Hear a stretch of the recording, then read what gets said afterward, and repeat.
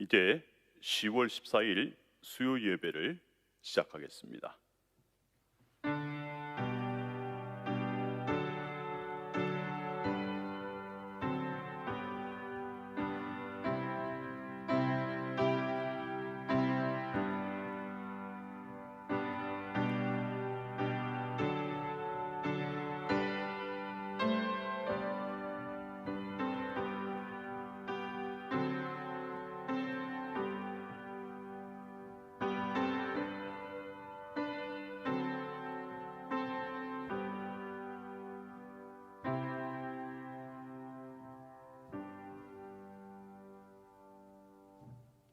사도신경으로 우리의 신앙을 고백합니다. 나는 전능하신 아버지 하나님, 천지의 창조주를 믿습니다. 나는 그의 유일하신 아들, 우리 주 예수 그리스도를 믿습니다. 그는 성령으로 잉태되어 동정녀 마리아에게서 나시고 본디오 빌라도에게 고난을 받아 십자가에 못 박혀 죽으시고 장사된 지 사흘 만에 죽은 자 가운데서 다시 살아나셨으며 하늘에 오르시어 전능하신 아버지 하나님 우편에 앉아 계시다가 거기로부터 살아있는 자와 죽은 자를 심판하러 오십니다. 나는 성령을 믿으며 거룩한 공교회와 성도의 교제와 죄를 용서받는 것과 몸의 부활과 영생을 믿습니다. 아멘. 우리 찬송가 391장 같이 부르겠습니다. 찬송가 391장입니다.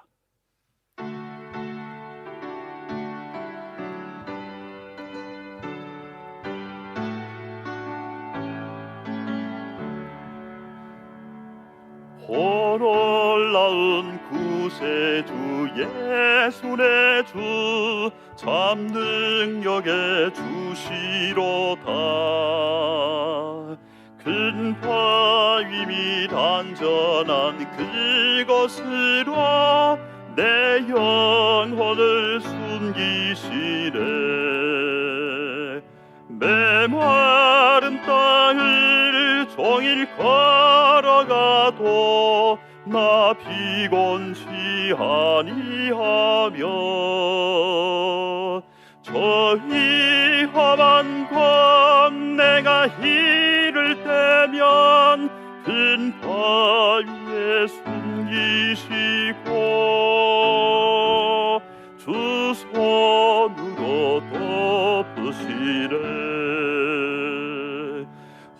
놀라운 구세주 예수 내 주 내 모든 짐 벗기시네. 죄악에서 날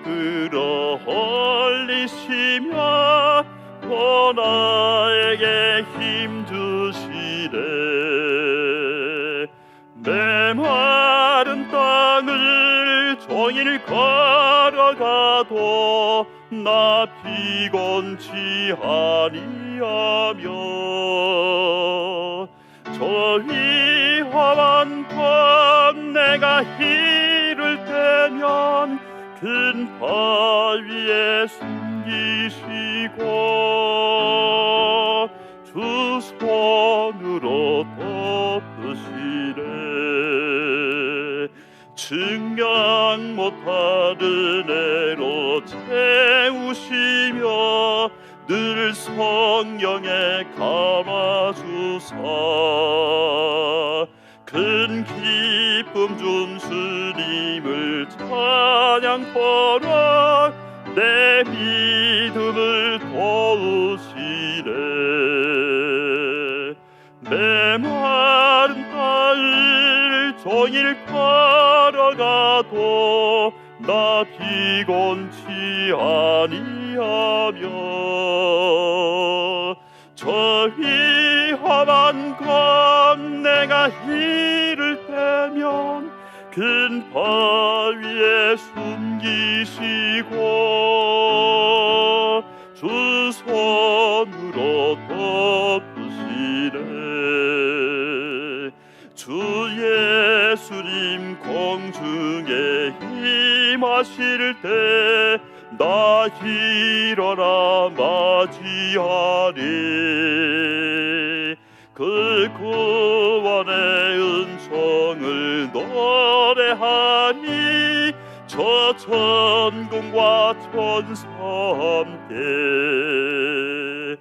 내 마른 땅을 종일 걸어가도 나 피곤치 아니하며 저 위험한 광 내가 이를 때면 흰 팔 위에 숨기시고 주 손으로 덮으시네. 아멘. 오늘 우리가 같이 읽을 말씀은 열왕기상 19장 9절에서 18절의 말씀입니다. 열왕기상, 구약 열왕기상 19장 9절부터 18절의 말씀을 제가 봉독하겠습니다. 열왕기상 19장 9절에서 18절의 말씀입니다. 엘리야가 그곳 굴에 들어가 거기서 머물더니 여호와의 말씀이 그에게 임하여 이르시되 엘리야야 네가 어찌하여 여기 있느냐.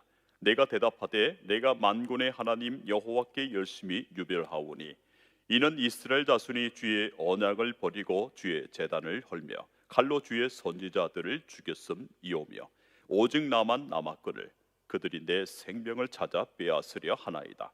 여호와께서 이르시되 너는 나가서 여호와 앞에서 산에 서라 하시더니 여호와께서 지나가시는데 여호와 앞에 크고 강한 바람이 산을 가르고 바위를 부수나 바람 가운데에 여호와께서 계시지 아니하며 바람 후에 지진이 있으나 지진 가운데에도 여호와께서 계시지 아니하며 또 지진 후에 불이 있으나 불 가운데에도 여호와께서 계시지 아니하더니 불 후에 세미한 소리가 있는지라.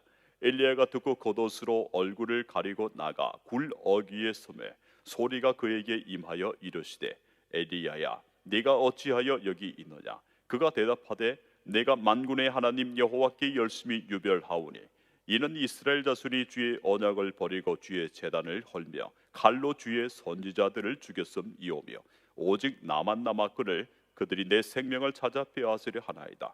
여호와께서 그에게 이르시되 너는 내 길을 돌이켜 광야를 통하여 다메섹에 가서 이르거든 하사일에게 기름을 부어 아람의 왕이 되게 하고 너는 또 님시의 아들 예후에게 기름을 부어 이스라엘의 왕이 되게 하고 또 아벨 모홀라 사바스의 아들 엘리사에게 기름을 부어 너를 대신하여 선지자가 되게 하라. 하사엘의 칼을 피하는 자를 예후가 죽일 것이요 예후의 칼을 피하는 자를 엘리사가 죽이리라. 그러나 내가 이스라엘 가운데에 7,000명을 남기리니 다 바알에게 무릎을 꿇지 아니하고 다 바알에게 입맞추지 아니한 자니라. 아멘. 기도하겠습니다. 주님, 저희들이 이 시간 주님께 나아갑니다. 말씀을 통하여 나아갈 때에 성령께서 함께해 주시사 꼭 이 시대에 필요한 말씀을 주시옵소서. 말씀하시옵소서. 주의 종들이 듣겠나이다. 예수 그리스도 이름으로 기도하옵나이다. 아멘. 여러분, 열이 나면 어떻게 해야 합니까? 열이 나면 쉬어야 합니다.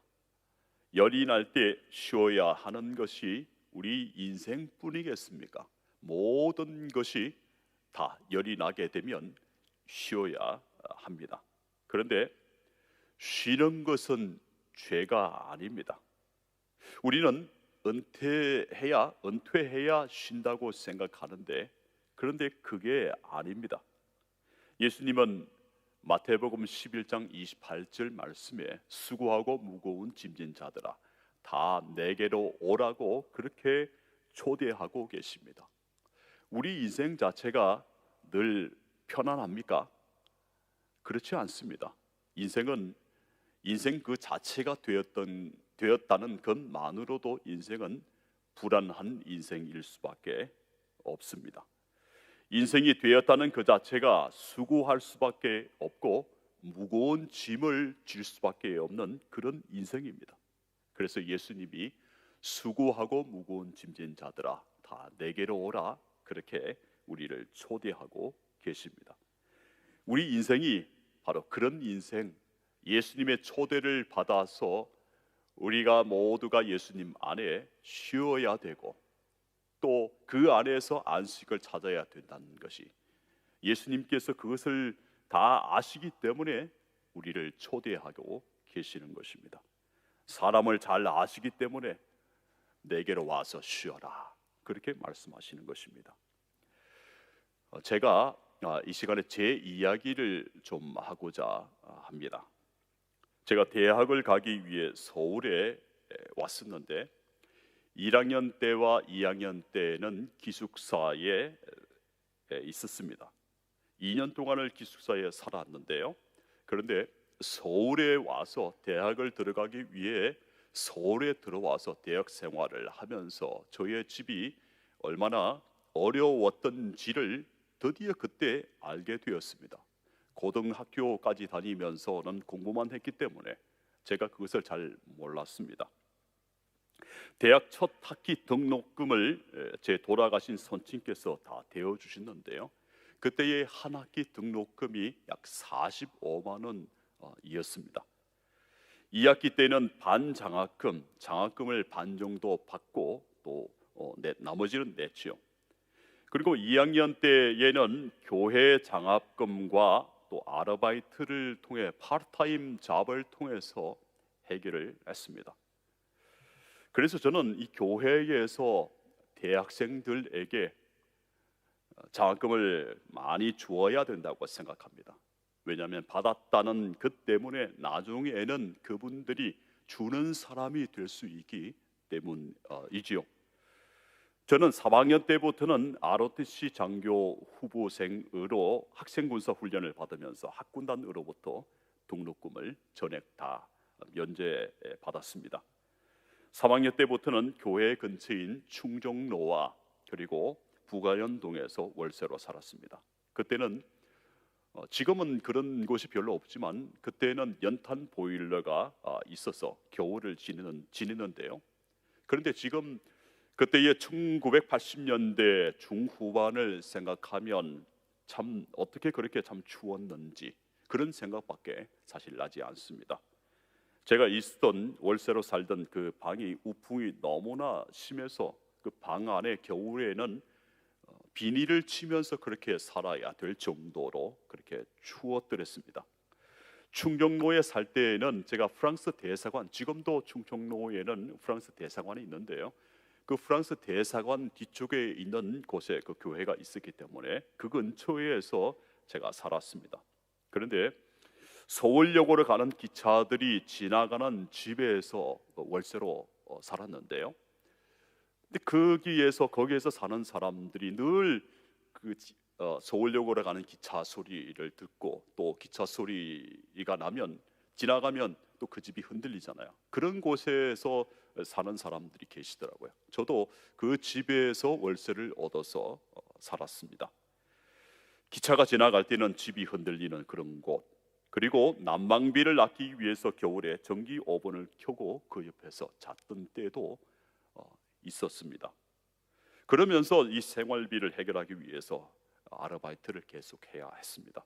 그런 삶을 대학 때부터 살다 보니까 마음이 쉬지를 못했습니다. 마음이 쉬지를 못했다는 거죠. 교회 대학부 생활을 하면서도 은혜를 많이 받았지만은 현실은 현실이다 보니까 그 현실을 저 스스로 헤쳐나가야 했습니다. 그래서 늘 저는 그러면서 늘 신앙인이니까 늘 하늘을 쳐다볼 수밖에 없었죠.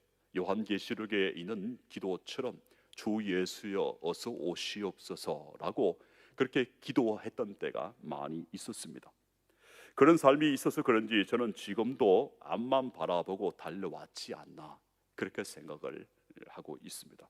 그래서 저는 그때의 과거의 그런 대학 때의 그 이후의 삶이 그렇게 있기 때문에 사실은 제 마음속에는 잘 쉬지 못하는 그런 마음도 지금 있습니다. 그래서 시간이 있어도 정말로 편안하게 잘 쉬지를 못하는 인생이 되지 않았나 그런 생각을 제가 안타깝지만 그런 생각을 하면서 살 때가 많이 있습니다. 그런데 이런 것을 명지대 교수였던 김정훈 교수님이 잘 표현해 주셨는데요. 우리가 과거에 많이 들었고 지금도 자신을 소개할 때 사용하는 말이 근면하고 성실하다, 그런 것이지 않습니까?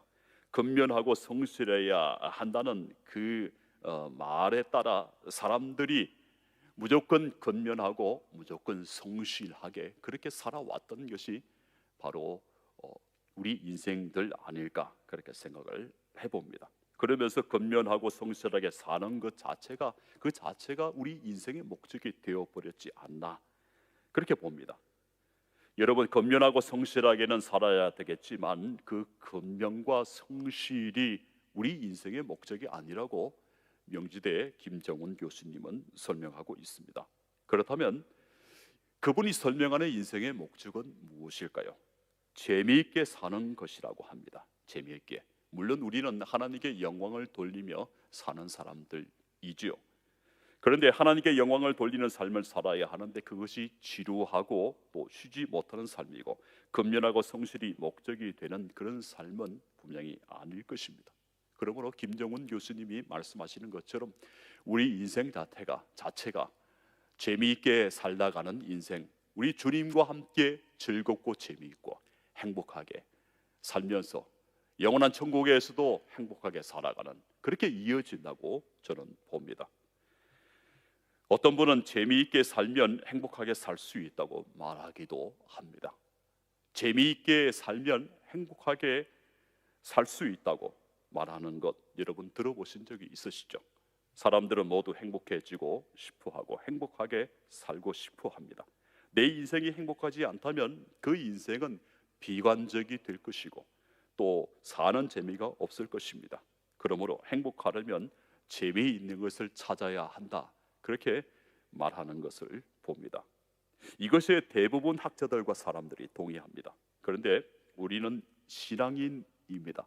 신앙인이기 때문에 재미있게 살아야 하지만 우리 자신이 말초적인 재미, 단지 육체적인 재미만 찾아서는 안 된다는 거죠. 그것은 죄로 연결될 수 있기 때문에 나를 파괴하고 다른 사람들을 파괴할 수 있기 때문입니다.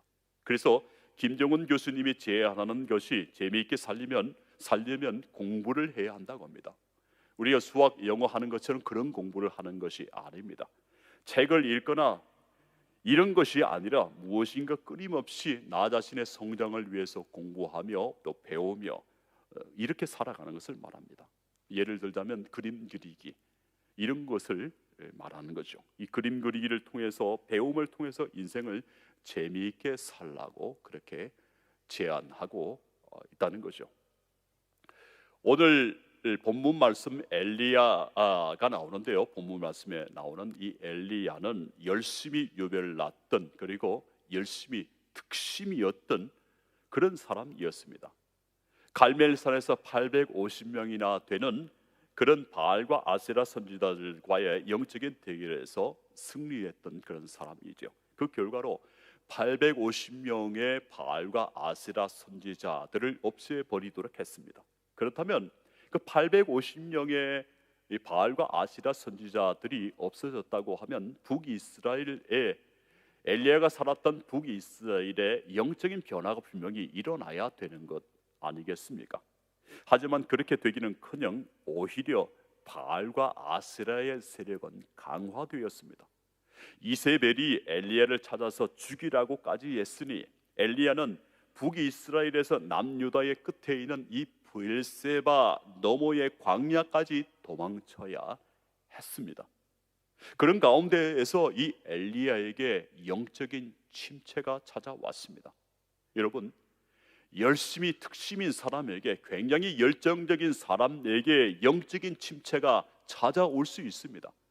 굉장히 열심인 사람에게 이 영적인 침체, 영적인 우울감이 찾아오면 일반 사람이 겪는 것보다 그 우울증이나 에너지가 고갈되는 것이 훨씬 깊고 훨씬 길게 올 수 있고 훨씬 오랫동안 그렇게 갈 수가 있습니다. 이 엘리야는 스스로는 일어설 수 없을 지경에 빠졌죠. 로뎀 나무 아래에 누워 있어야만 했습니다. 그래서 하나님이 천사를 보내서 어루만지며 까마귀를 보내서 그렇게 먹이실 정도까지 되었다는 거죠. 최악의 상태까지, 최악의 영적인 침체의 상태까지, 영적인 우울증까지, 영적인 분류라고 하죠. 거기까지 빠졌다는 겁니다.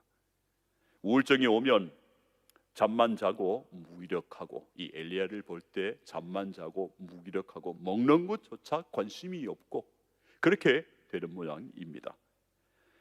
열심히 특심이었지만은 북이스라엘에는 이 엘리야가 그렇게 생각했던 변화의 기미가 전혀 보이지 않았습니다. 엘리야 자신의 사역이 실패했다고 생각했을 것이죠. 모든 것을 쏟아 부었지만은 깨진 독에 물 붓기였다는 거죠. 그랬으니 이 엘리야에게뿐만 아니라 북이스라엘의 미래의 장래가 보이지 않았습니다.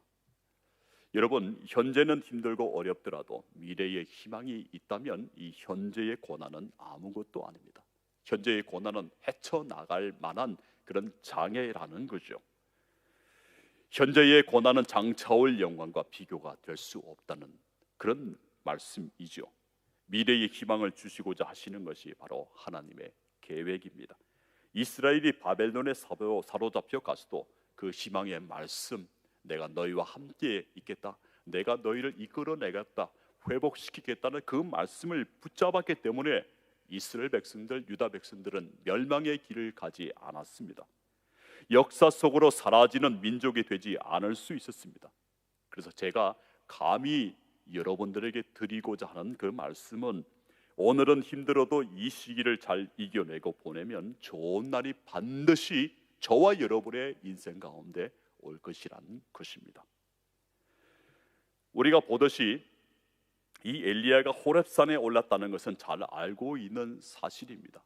그 호렙산에서 하나님이 엘리야에게 물으십니다. 본문 열왕기상 19장 9절과 13절에 똑같은 말씀이 두 번 나오는데요, 그 말씀은 이와 같습니다. 네가 어찌하여 여기 있느냐, 네가 어찌하여 여기 있느냐. 하나님이 두 번이나 이 엘리야에게 물으십니다.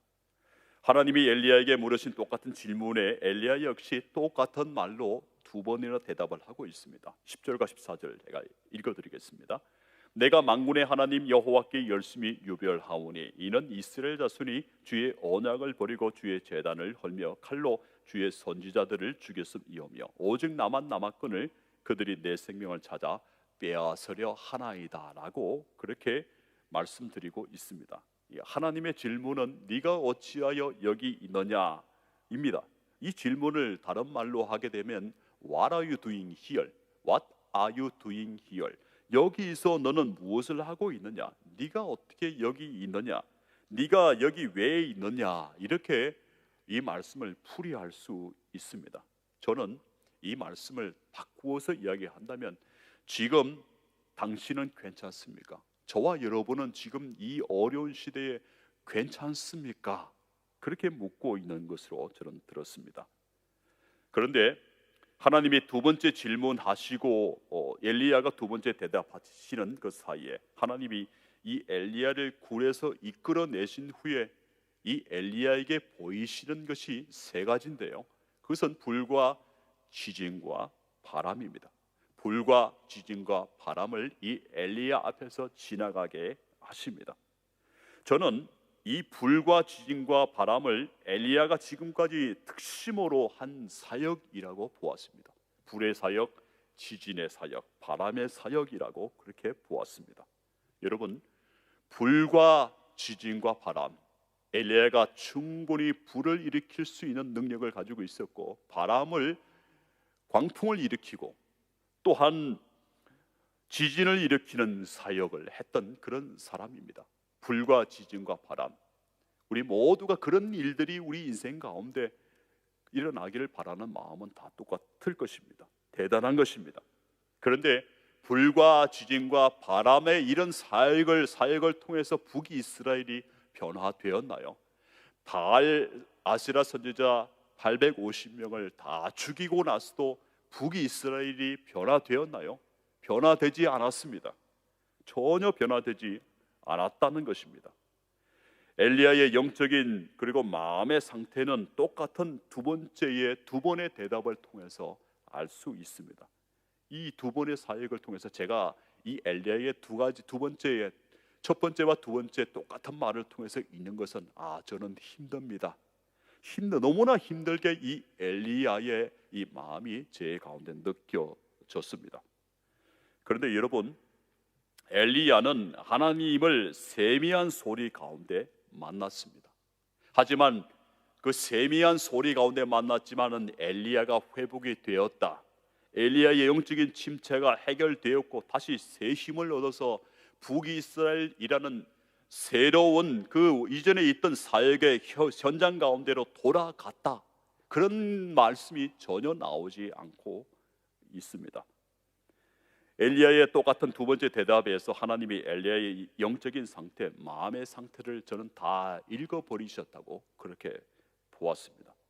여러분, 하나님을 만난다고 해서 우리 자신이 다시 젊어지거나 이전 상태로 돌아가지 않을 수도 있습니다. 엘리야가 다시 특심의 마음 유별나게 하나님을 믿었던 그 마음을 품지 못하게 되었다는 것, 그것을 통해서 우리는 볼 수 있다는 거죠. 하나님이 그런 엘리야에게 이전처럼 사역하라고도 하지 않으십니다. 엘리야가 이렇게 말합니다. 내가 만군의 하나님 여호와께 열심히 유별하오니 이는 이스라엘 자손이 주의 언약을 버리고 주의 제단을 헐며 칼로 주의 선지자들을 죽였음이오며 오직 나만 남았거늘 그들이 내 생명을 찾아 빼앗으려 하나이다. 이렇게 엘리야가 하나님께 항변해도 하나님이 이 엘리야를 꾸짖으시거나 엘리야에게 화를 내시거나 다시 사역의 현장 가운데로 그 마음을 품고 돌아가라고도 그렇게 하지도 않으신다는 거죠.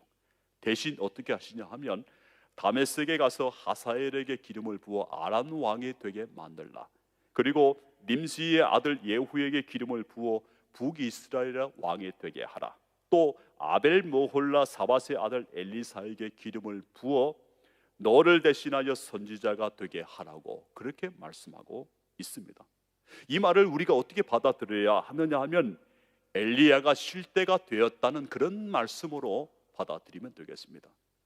하나님을 만났다고 해서 하나님의 세미한 음성을 들었다고 해서 다시 그런 열심을 가지고 불과 지진과 바람의 사역을 하는 것이 아니라 오히려 그 현장으로 돌아가지 못할 수도 있다는 것입니다. 대신 하나님이 말씀하시는 것은 엘리야야 이제 쉬어라, 그런 것입니다. 곧 엘리야의 은퇴를 염두에 두고 하시는 말씀이지요. 여러분, 쉬지 않고 앞만 바라보고 달려온 우리 인생에게 우리 주님이 지금 말씀하고 계십니다. 수고하고 무거운 짐진 자들아 다 내게로 와라. 내게 와서 쉬어라. 여러분, 은퇴해야 우리 인생이 쉬는 것이 아닙니다. 은퇴하기 전에도 우리 주님이 우리 모두에게 쉬어라고 하십니다. 일하지 말라고 하시는 것이 아니라 예수님 안으로 들어와서 하나님의 음성을 듣고 쉬어야 된다, 그렇게 말씀하고 계시는 것입니다. 우리 주님과의 깊은 영적인 관계에서 쉼을 얻어야 그 관계가 계속 지속이 되었고 그 관계가 깊어져야 우리 영혼이 쉴 수 있다는, 힘을 얻을 수 있다는 그런 말씀입니다. 어떤 그 목사님은 설교에서 이렇게 말씀하시고 계시더라고요. 현대인들은 너무나 과부하가 걸려 있고 한국 교인들도 과부하가 걸려 있다, 그렇게 말씀하고 있습니다. 그래서 교회 와서도 쉬지를 못한다는 거죠. 교회 와서도 쉬지를 못한다는 거죠. 그래서 그 교회는, 그 목사님이 사역하시는, 목회하시는 그 교회는 큐티를 나누는 소그룹 모임 외에는 다른 프로그램은 아무것도 하지 않는다고 합니다. 대신 설교를 통해서, 하나님의 말씀을 통해서 모든 이들이, 지쳐있는 모든 교우들이 영적인 재충전과 쉼을 경험할 수 있도록 한다고 합니다. 그리고 오후 예배도 없다고 합니다. 가정에 가서 가족들과 보내라고 합니다. 저는 그 설교의 말씀을 통해서 들으면서 우리 교회가 똑같이 하자, 그렇게 하자고 말씀을 드리는 것이 아닙니다. 예수님의 초대를 생각하며 나는 앞으로 어떻게 살아야 할 것인가를 생각하자는 것입니다. 또 예수님께서 주시는 쉼 없이 근면하게 성실하게만 달려갈 것인가를 또 묻고 싶은 것입니다. 여러분, 우리가 근면하게 성실하게 앞만 보고 달려왔던 그 시대는 이미 다 지나갔습니다. 지나가고 있을 것입니다. 한국 교회가 너무 급하게 달려왔습니다. 이제는 이전의 패러다임, 이전의 생각, 이전의 마음, 이전의 사고만 가지고 달려가서는 그런 안 되는 시대가 벌써 우리 곁에 왔다고 저는 봅니다. 사람들이 교회에 오는 것은 외로워서도 있겠지만 영적 안식의 목적이 더 클 것입니다. 영적인 안식을 얻고 영적인 힘을 얻고 그리스도인으로서의 삶을 온전히 살아가고자 하는 그런 목적이 더 클 것입니다. 성공과 돈을 추구하는 삶이 전부가 아니기 때문에 이 인생의 목적을 찾기 위해서 교회에 또 하나님 앞으로 나오는 것입니다. 우리는 항상 성공할 수 있습니까? 항상 성공할 수는 없습니다. 실패했다가 성공했다가 또 실패했다가 성공하고 이런 인생이라는 거죠. 아마 성공한 인생보다 실패한 인생이 더 많을 것입니다. 그러기에 하나님의 위로를 받는 그 인생이 되어야 다시 우리는 일어설 수 있습니다. 따라서 교회에서는 우리의 이 살아가야 할 목적과 목표가 무엇인가를 알게 해주는 이 하나님의 소리를 들어야 합니다. 하나님의 위로를 받아야 하는 것입니다. 하나님의 소리가 들려지지 않으면 사람들은 금방합니다. 사람의 말을 전하는 것인지 하나님의 음성을 전하는 것인지 사람들은 다 안다는 거죠. 사람들이 예수님께 몰려 나왔던 것은 왜 이겠습니까? 바리새인들과 서기관들이 하나님의 소리를 들려주지 못했기 때문에 예수님께로 왔던 것입니다. 바리새인과 서기관들이 하나님의 이 소리를 들려주었다고 하면 예수님에게 나오지 않았을 것입니다. 예수님이 이 사람의 소리가 아니라 하나님의 소리를 외치시고 전하시기 때문에 그런 소리를 듣고 싶은 마음, 그 모든 사람들이 예수님께 와서 수고하고 무거운 짐진 자들아 다 내게로 오라, 내가 너희에게 진정한 쉼과 안식과 평안을 주노라, 그렇게 그 말씀을 들었던 것입니다. 그렇습니다. 이 시대에도 교회만은 하나님의 소리를 외쳐야 하고 하나님이 지금도 살아계시고 하나님이 지금도 말씀하고 계시다는 것을 다 알려주어야 합니다. 하나님이 망하지 않으셨다는 것을 교회는 보여주어야 합니다. 여러분, 교회는 교세를 통해서 보여주는 것이 아닙니다.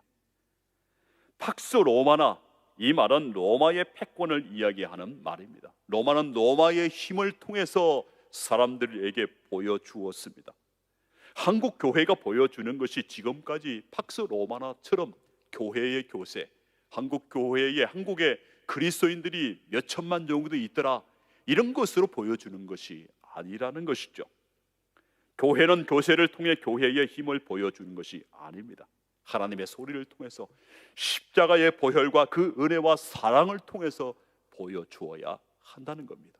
그러므로 저와 같은 목회자나 또한 이 말씀을 듣고 있는 여러분들이 어떤 삶을 사느냐 따라서 그렇게 정해진다고 볼 수도 있는 것입니다.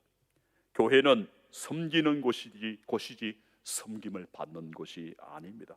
우리 주님이 교회를 세우신 것은 세상을 낮은 자리에서 섬기라고 세우신 것입니다. 우리 모두가 높은 자리에 있으면 엘리야처럼 불과 지진과 바람은 볼지언정 하나님의 소리는 듣지 못할 것입니다. 그런데 여러분, 하나님의 소리를 듣고 살아가는 사람이 진정한 그리스도인입니다.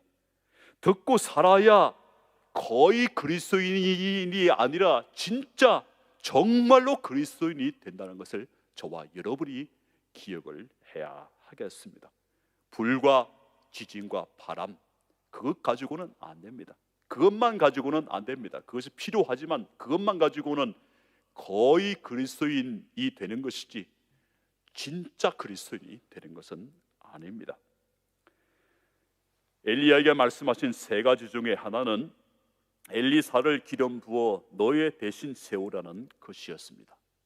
이제는 이것만 잘하면 된다는 것입니다. 이것, 사람을 세우는 것만 잘하면 된다. 그렇습니다. 우리가 해야 할 일은 분명합니다. 사람을 계속해서 세워나가고 사람을 양육하고 사람을 성장되게 성숙되게 만드는 것입니다. 하나님이 말씀하셔야 이 엘리야에게 엘리사를 세워라 그렇게 하셔야만이 그때에야 사람을 세워서는 안 된다는 것입니다. 사람을 세우는 것은 마지막에 해야 할 일이 아닙니다. 제가 공부를 한 것은 유대인과 관련된 칼빈 곧 깔뱅과 관련된 그런 유대인들과 관련된 것이었습니다. 유대인들은 저와 여러분이 아는 것처럼 그 아버지가 가정에서 자신의 아이들을 직접 가르칩니다. 회당에 가서 배우는 것들도 아버지가 가르쳐 주는 것과 다를 바가 없습니다. 여러 가지 프로그램이 있는 것이 아니더라고요. 거기 가서 하나님의 말씀을 또 배우고 묻고 배우고 또한 거기에서 탈무드를 공부하고 그렇게 하는 것을 제가 보았습니다. 한편으로는 단순하다고 볼 수 있습니다. 하나님의 백성으로서 구약의 백성으로서 어떻게 살아가야 할지를 말씀과 탈무드를 통해서, 그리고 이 세상에서 어떻게 살아가야 할지를 탈무드를 통해서 배우고 가르쳐 주고, 그게 다입니다.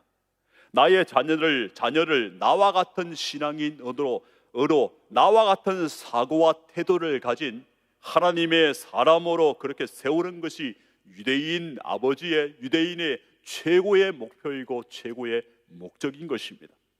아주 단순한 목표요 목적입니다. 그렇게 보자면 저는 이번 기회에 잠시 멈추었을 때에 다시 앞으로 어떻게 뛸지를 우리가 생각해야 한다고 저는 봅니다. 다시 기회가 왔다고 해서 엘리야처럼 불과 지진과 바람처럼 그렇게 계속 뛸 수는 없다는 것입니다. 돌아보아서 우리가 어떻게 앞으로 뛰어야 될지, 어떻게 앞으로 전진해 나가야 될지 다시 한번 우리의 삶을 돌아보아야 한다는 것입니다. 사실 따지고 보면 멈추는 것도 은혜입니다. 엘리야는 멈추지 않고 달려왔습니다. 한 번도 안 멈추었기 때문에 쉼이라는 것도 몰랐습니다. 특심으로 그 엘리야의 인생을 정리할 수 있지만 인생이 그렇습니까? 불과 지진과 바람을 일으키는 것 같은 대단한 것들만 하나님의 일이 아닙니다. 하나님의 이런 불과 지진과 바람, 이런 현상적인 것들도 있지만은, 하지만 우리가 그것만 있다고 오해해서는 안 됩니다. 하나님의 소리는 불과 지진과 바람이 클 때에 들리는 것이 아닙니다. 다 지나가고 나서 하나님의 소리는 뒤따라서 들려오는 것입니다. 멈추어야 들리는 것이 바로 하나님의 소리입니다.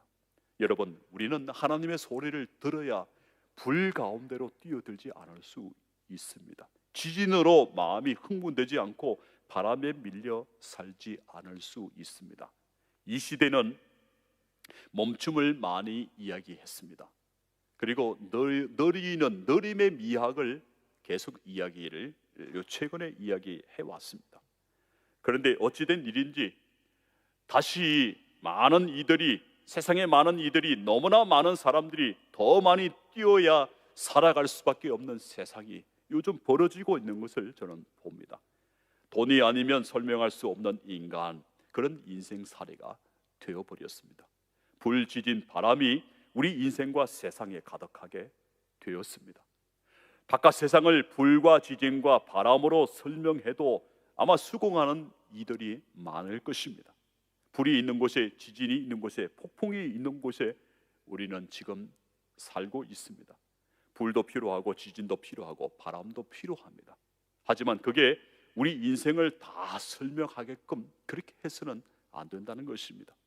결국 하나님이 엘리야에게 말씀하시는 인생은 그런 것이 아닙니다. 인생이 인생답게 살아야 된다. 하나님의 음성을 듣고 예수 그리스도 안에서 쉼을 경험하면서 그렇게 살아야 된다. 그것이 바로 하나님이 말씀하시는 인생입니다. 하나님의 소리를 듣는 삶이 그것입니다. 여러분, 하나님의 소리는 멈추어야 들리는 법입니다. 우리 역시 하나님 앞에서 멈추는 시간들을 많이 가져야 합니다. 말씀을 읽으며 개인적인 기도 시간을 통해서 우리 자신이 이 우울증으로 빠져드는 그런 그 마음을 이제는 추스러야 하지 않겠습니까? 이제 말씀을 맺겠습니다. 제가 이런 이야기를 들은 적이 있는데요, 큰 나무 한 그루가 쓰러지는 소리는 다 듣지만은 숲속의 나무들이 자라는 소리는 듣지 못하는 사람들이 많이 있다고, 그런 말을 제가 들어본 적이 있습니다. 어느 것이 더 큰 소리입니까? 큰 나무 한 그루가 쓰러진 소리가 큰 소리입니까? 아니면 작은 나무들뿐만 아니라 숲속에 있는 모든 나무들이 지금 자라고 있는 그 소리가 더 큰 소리입니까? 여러분, 세상에서 일어나는 큰 소리, 불, 지진, 바람 소리만 듣지 말고 우리들을 자라게 하시는 하나님의 소리, 더 큰 소리이죠. 그 소리를 저와 여러분이 듣고 살아야 하겠습니다. 그러려면 이 말씀을 제가 드리면서 끝내고자 합니다. 오늘 열왕기상 19장 12절, 또 지진 후에 불이 있으나 불 가운데에도 여호와께서 계시지 아니하더니 불 후에 세미한 소리가 있는지라. 마태복음 11장 28절 말씀, 수고하고 무거운 짐진 자들아 다 내게로 오라. 이 말씀을 생각하시면서 저와 여러분이 예수님 안으로 오늘도 나아가서 큰 힘과 또 안식과 평안을 얻는 그런 저와 여러분이 되기를 간절히 바랍니다. 기도하겠습니다. 주신 말씀 감사합니다. 이 세상에서 나는 혼자가 아니라는 그런 확신을 가진 사람은 어떤 제왕보다도 권력이 있고 어떤 부자보다도 부자다라는 말을 읽어본 일이 있나이다. 이 세상을 살아가는 저희들도 하나님이 함께 하시고 싶어하는 사람이 되게 하옵소서.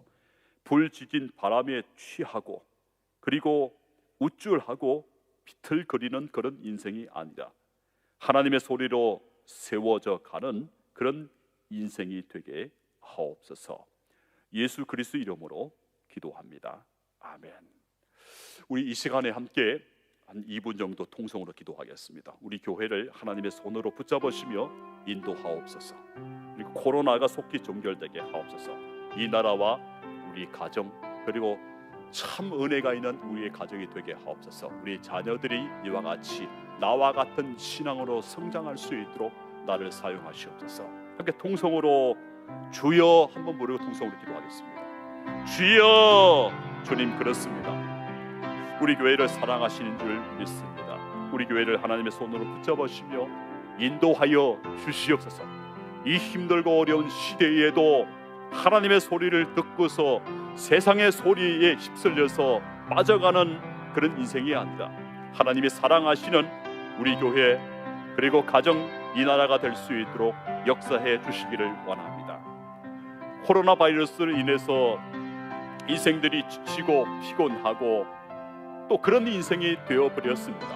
그럴 때에 우리 주께서 위로하시며 힘을 허락하시고 인내하는 마음을 품고 이 시간에 더욱더 주의 말씀을 듣고 개인적인 말씀을 읽고 말씀을 통해서 기도하는 그러한 깊이 있는 인생이 될 수 있도록 주장하여 주옵소서. 우리가 이와 같은 상황에서도 영적인 우울증, 영적인 침체로 빠져들지 아니하고 우리를 쓰다듬으시며 위로하시는 주님의 손길을 경험하는 우리 모두가 될 수 있도록 인도하여 주옵소서. 우리 교회가 전진하는 교회가 될 수 있도록 이끌어 주시기를 소원합니다. 우리 자녀들이 이와 같이 영적으로 성장하는 그러한 자리에 설 수 있도록 날마다 주장하시고 인도하여 주시옵소서.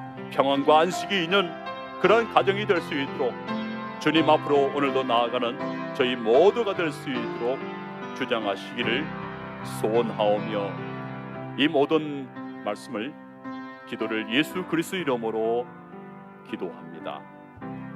아멘. 축도하겠습니다. 지금은 우리 주 예수 그리스도의 은혜와 하나님 아버지의 그 크신 사랑하심과 성령님의 교제교통 충만케 하심, 위로하심, 함께 하심이 오늘 말씀을 듣고서 다 내게로 나오라.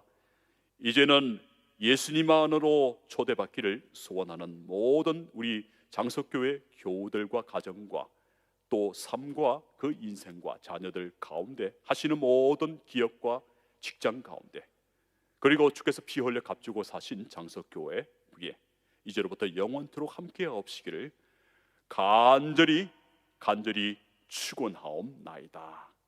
아멘.